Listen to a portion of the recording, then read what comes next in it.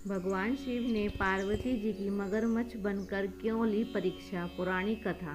पौराणिक कथाओं के अनुसार माता पार्वती ने भगवान शिव को अपने पति के रूप में पाने के लिए सैकड़ों वर्षों तक कठोर तप किया था।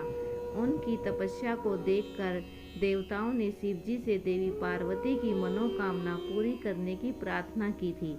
इसके बाद भोलेनाथ ने सप्त ऋषियों को पार्वती जी की परीक्षा लेने के लिए भेजा। इस परीक्षा के दौरान सप्त ऋषियों ने शिव जी के ढेरों अवगुणों को बताते हुए माता पार्वती से शिव जी से विवाह न करने का कहा, लेकिन पार्वती जी अपने निर्णय से टस से मस नहीं हुई। इस पर खुद भोलेनाथ ने माता पार्वती की परीक्षा लेने का निर्णय लिया। माता पार्वती के तप से प्रसन्न होकर शिवजी ने उनके सामने प्रकट हुए और उन्हें वरदान देकर अंतर्ध्यान हो गए। कुछ क्षणों बाद ही एक मगरमच्छ ने एक लड़के को पकड़ लिया और लड़का मदद के लिए पुकारने लगा। बच्चे की आवाज़ सुनकर पार्वती जी नदी किनारे पहुंची और उनका मन द्रवित हो गया। इस बीच लड़के ने माता पार्वती को देखकर कहा कि मेरी न माँ है, न बाप है, न कोई मित्र ही है। माता, आप ही मेरी रक्षा करें। इस पर पार्वती जी ने मगरमच्छ से कहा कि ग्रह इस लड़के को छोड़ दे। इस पर मगरमच्छ ने कहा कि दिन के छठे पहर जो मुझे मिलता है उसे आहार बनाना मेरा नियम है।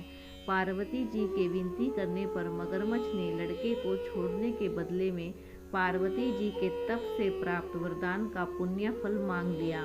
इस पर पार्वती जी तैयार हो गई। मगरमच्छ ने बालक को छोड़ दिया और तेजस्वी बन गया। अपने तप का फल दान करने के बाद पार्वती जी ने बालक को बचा लिया और एक बार फिर भोलेनाथ को प्रसन्न करने के लिए तप करने बैठ गई। इस पर भोलेनाथ दोबारा प्रकट हुए और पूछा कि तुम अब क्यों तप कर रही हो? मैंने तुम्हें पहले ही मन मांगा दान दे दिया है। इस पर पार्वती जी ने अपने तप का फल दान करने की बात कही। इस पर शिव जी प्रसन्न होकर बोले, मगरमच्छ और लड़के दोनों के स्वरूप में मैं ही था। मैं तुम्हारी परीक्षा ले रहा था कि तुम्हारा चित्त प्राणी मात्र में अपने सुख दुख का अनुभव करता है या नहीं। तुम्हारी परीक्षा लेने के लिए ही मैंने ये लीला रचाई थी। उनके रूप में दिखने वाला मैं ही एक सत्य हूँ। अनेक शरीरों में नजर आने वाला मैं निर्विकारी हूँ। इस पर पार्वती जी शिव जी की परीक्षा में उत्तीर्ण हुई और उनकी अर्धांगिनी बनी। तो गाइज़, आपको ये स्टोरी कैसी लगी है? अगर अच्छी लगे तो प्लीज़ चैनल को सब्सक्राइब कीजिए, लाइक कीजिए और कमेंट्स कीजिए। मिलते हैं नेक्स्ट स्टोरी में।